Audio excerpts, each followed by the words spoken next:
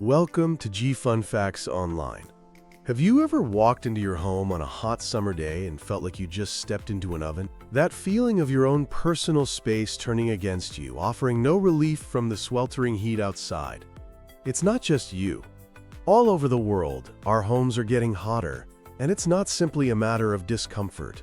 It's a complex scientific problem with serious consequences for our health and well-being. Today, we're going to peel back the layers of this issue. We'll explore the science of how our homes become heat traps, why modern design can sometimes make it worse, and most importantly, what we can do about it. This isn't just about surviving the summer. It's about reclaiming our homes as sanctuaries in a rapidly warming world. For a long time, the main challenge in many homes was staying warm in the winter. But the script has flipped. Global temperatures are rising, leading to heat waves that are more frequent, more intense, and last longer. While we hear a lot about the dangers of outdoor heat, the battle for safety is increasingly being fought inside our own four walls. Prolonged exposure to high indoor temperatures, especially when there's no cool down at night, can be incredibly dangerous. It can lead to dehydration, heat exhaustion, and even fatal heat stroke. The elderly, young children, and people with conditions like heart or lung disease are especially vulnerable. In fact, during heat waves, a significant number of hospitalizations and even deaths are directly linked to overheating indoors. But the impact isn't just physical. Extreme indoor heat messes with our minds. It disrupts sleep, which in turn impairs our ability to think clearly and focus. It can make us more irritable, anxious, and even aggressive. Living in a constantly overheated space takes a huge psychological toll, chipping away at our quality of life. To stop our homes from turning into ovens, we first need to understand how the heat gets in. It all comes down to three fundamental principles of physics: conduction, convection, and radiation. Think of them as the three main ways heat invades your home. First up is conduction. This is the transfer of heat through solid objects. Imagine the sun beating down on your roof and walls all day. That heat energy doesn't just stay on the surface. It slowly travels, molecule by molecule, right through the materials of your house. The speed of this invasion depends on what your home is made of. Materials with high thermal conductivity, like metal, glass, and concrete, are like superhighways for heat. Materials with low conductivity, like the insulation in your attic, act as roadblocks, slowing the heat down. Next, we have convection. This is heat transfer through the movement of fluids, in this case, air. When you open a window or a door on a hot day, you're not just letting in light, you're inviting in a mass of hot air. That air circulates around your home, warming up everything it touches, including you. Convection is also responsible for something called the stack effect. We all know hot air rises. In a multi-story house, this means warm air from the lower floors moves upward, getting trapped in the upper floors and making them significantly hotter than the rest of the house. Finally, there's radiation. This is heat transfer through electromagnetic waves. The sun is the ultimate source of this. Its energy travels millions of miles through the vacuum of space and then passes straight through your windows. Even on a cool but sunny day, you can feel the warmth of direct sunlight on your skin. That's radiation. When this solar radiation hits surfaces inside your home, your floors, your furniture, your walls, they absorb the energy and then re-radiate it as heat. This creates a miniature greenhouse effect right in your living room. And it's not just direct sunlight. Hot surfaces outside, like a dark asphalt driveway or a neighbor's brick wall, also radiate heat towards your home, adding to the thermal assault. Now here's the paradox. Some of the features we've designed to make our homes more energy efficient can actually backfire in the summer. For decades, building standards have focused on keeping heat in during the winter. We've added thick layers of insulation and made our homes incredibly airtight to stop drafts. While this is great for a cold January day, in July it can create a thermos-like effect. Any heat that gets in, whether it's radiated through a window or generated by your appliances and your own body, gets trapped. The very features designed to stop heat from escaping now prevent it from leaving. Take those big, beautiful, double-glazed windows that are so popular in modern design. They are fantastic at reducing heat loss through conduction. But they are still giant doorways for solar radiation. Sunlight streams in, warms up the interior, and that heat is then trapped by the super-insulated, airtight shell of the house. The building materials themselves also play a huge role. Materials like concrete, brick, and steel have what's called a high thermal mass. This means they can absorb and store a tremendous amount of heat. During a heat wave, these materials soak up heat all day long. Then, long after the sun has gone down and the outside air has started to cool, your walls and floors continue to radiate that stored heat back into your rooms. This is why your house can still feel oppressively hot late at night, preventing your body from getting the crucial overnight recovery it needs. If you live in a city, this entire problem is amplified by something called the urban heat island effect. Cities can be significantly warmer than the surrounding countryside, sometimes by as much as 22 degrees Fahrenheit or 12 degrees Celsius. This is caused by a few key factors. First, cities are full of dark surfaces. Asphalt roads, black tar roofs. These materials are excellent at absorbing the sun's radiation instead of reflecting it. They heat up all day and then release that heat back into the air. Second, there's a lack of vegetation. Trees, parks, and green spaces provide shade and also cool the air through a process called evapotranspiration, where plants release water vapor. With fewer green spaces, cities lose this natural air conditioning. Third, the very geometry of a city works against it. The tall buildings create urban canyons that trap heat and block the wind that would otherwise help dissipate it. And finally, cities generate a massive amount of waste heat from cars, industrial processes, and all the energy our buildings use, especially from air conditioners that pump hot air out into the streets.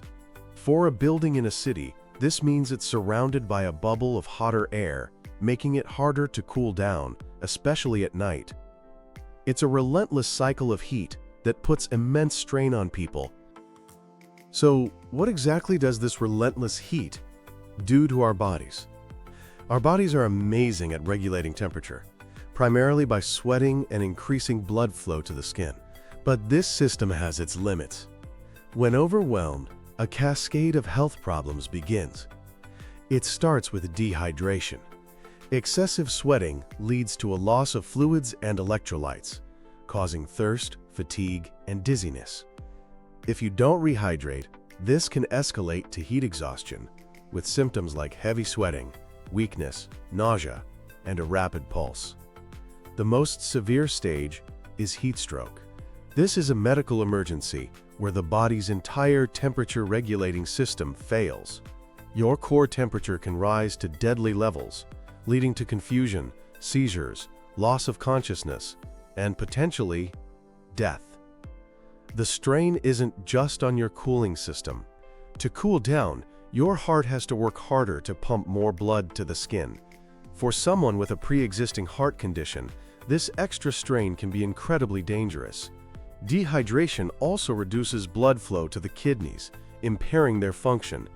The psychological impacts are just as profound. High temperatures have been shown to impair our cognitive abilities, making it harder to concentrate, remember things, and make good decisions.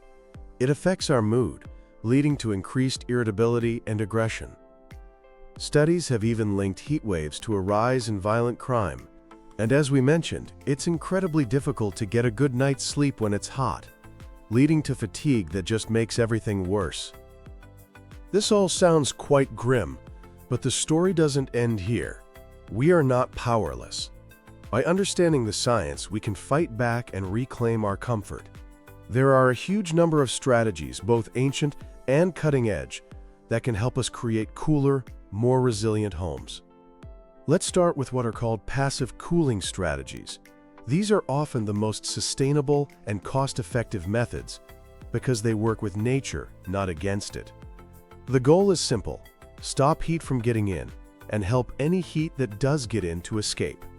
The first and most effective line of defense is shading. Blocking the sun before it even hits your building is critical. This can be done with exterior shading devices like awnings, overhangs, or old-fashioned shutters. Even better is using vegetation. Strategically planting deciduous trees on the sunny side of your house provides dense shade in the summer, but lets the warming sun through in the winter when they lose their leaves.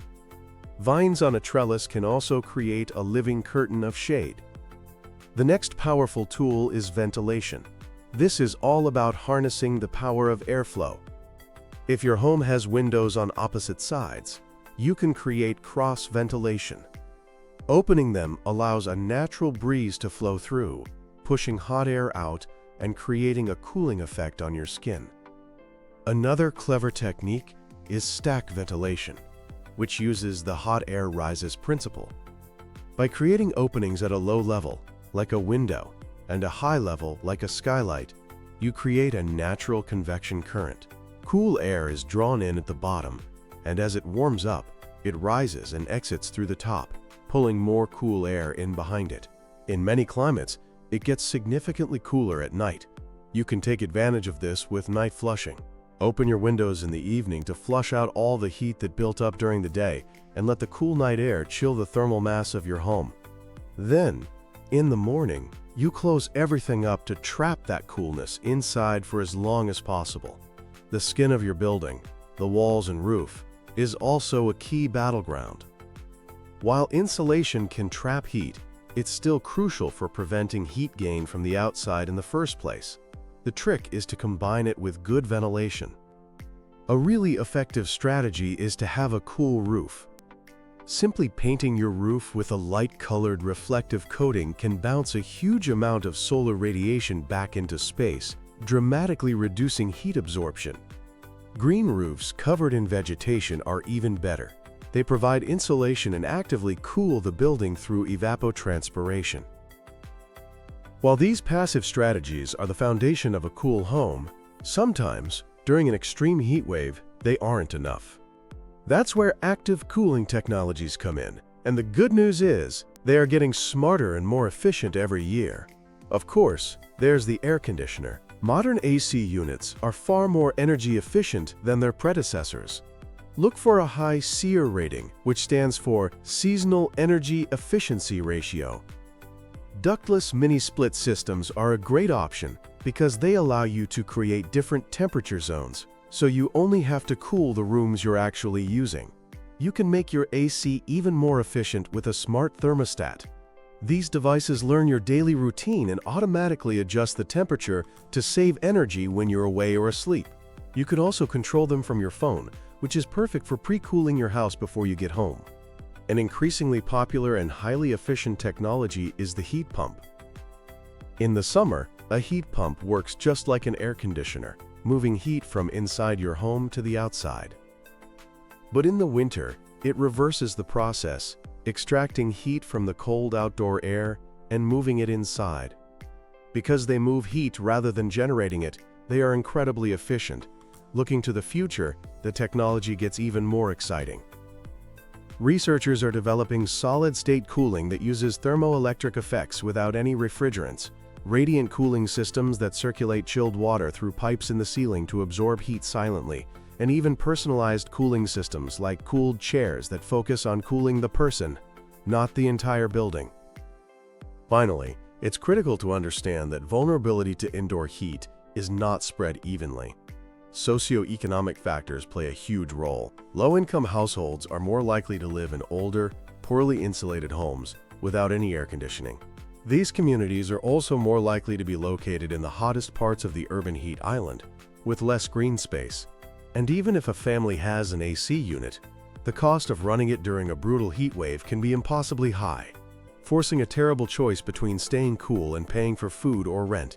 This means that solving the problem of indoor heat isn't just an architectural or engineering challenge, it's a social justice issue. It requires policies that help weatherize low-income housing, fund the creation of green spaces in underserved neighborhoods, and provide assistance with energy bills. The science is clear. Our homes are getting hotter, and the stakes are high, but we are not destined to live in indoor ovens. The future is not set in stone. By understanding the science, we can take meaningful action. At an individual level, we can implement passive cooling strategies like shading and smart ventilation. We can use active cooling responsibly and invest in efficient technologies when it's time to upgrade. As a society, we need our architects, builders, and engineers to prioritize designing for a hotter climate, and we need governments to implement policies that protect the most vulnerable. Surviving the heat is about more than comfort. It's about health, it's about equity, and it's about building a resilient future. The knowledge and the tools are here. Now is the time to use them. Thank you for listening to Fun Facts Online.